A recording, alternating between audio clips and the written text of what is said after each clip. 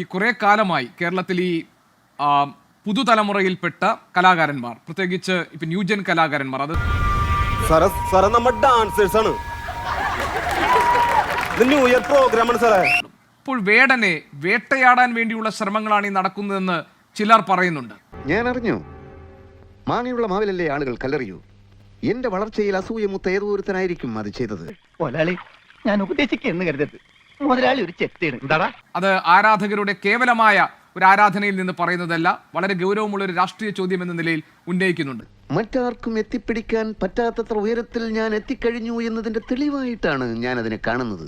ലഹരിയുടെ വഴിയെ പോകട്ടെ, അദ്ദേഹത്തിന്റെ ആശയം ഒരുക്കാൻ ഞങ്ങൾ 100% ഞങ്ങൾ പിന്തുണയ്ക്കും. ഒന്നും പേടിക്കണ്ട, ഒരു കുഴപ്പമില്ല, ഞങ്ങളെല്ലാം കൂടെ ഉണ്ട്, ഫുൾ സപ്പോർട്ട്, ധൈര്യമായിട്ട്. പിന്നെ ഇത് ഒരു എന്താ പറയണ്ടേ, ഇതൊരു സെലക്റ്റീവ് ആയിട്ടാണ് ഞാൻ ഇതിനെ കാണുന്നത്. ഇതിനേക്കാളും കഞ്ചാവും MDMAയും സിനിമാ മേഖലയിൽ ഇവിടെ ഒഴുക്കിയ മനുഷ്യരെ പോലീസിന് നന്നായിട്ട് അറിയാം. അത് കേട്ടാ മതി ഞങ്ങൾക്ക്.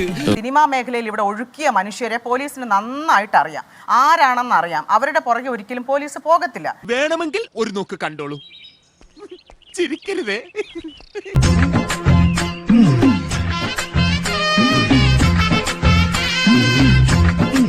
ഇത് പ്രിവിലേജ് ആണ്. ഒരു വിഭാഗ സംഘപരിവാർ രാഷ്ട്രീയത്തിന്റെ വേറൊരു മുഖമാണ്. എനിക്കൊന്നും മനസ്സിലാവുന്നില്ല. അത് നിങ്ങൾ അതിനെ അംഗീകരിച്ചേ പറ്റൂ. അത് നന്നായിട്ട് ഞങ്ങൾക്കും അറിയാം.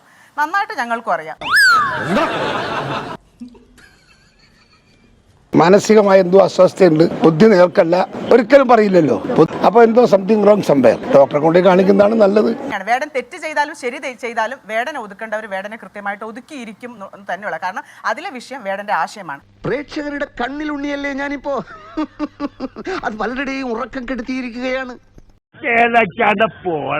3 ഗ്രാം കഞ്ചാവ് പിടിച്ച വേടന്റെ പുറകെയാണ് എല്ലാ മനുഷ്യരും നിൽക്കുന്നത്. അതിന്റെ വിഷയമാണ് ഞങ്ങൾ ജാതി എന്നും പ്രിവിലേജ് എന്നും പറയുന്നത്.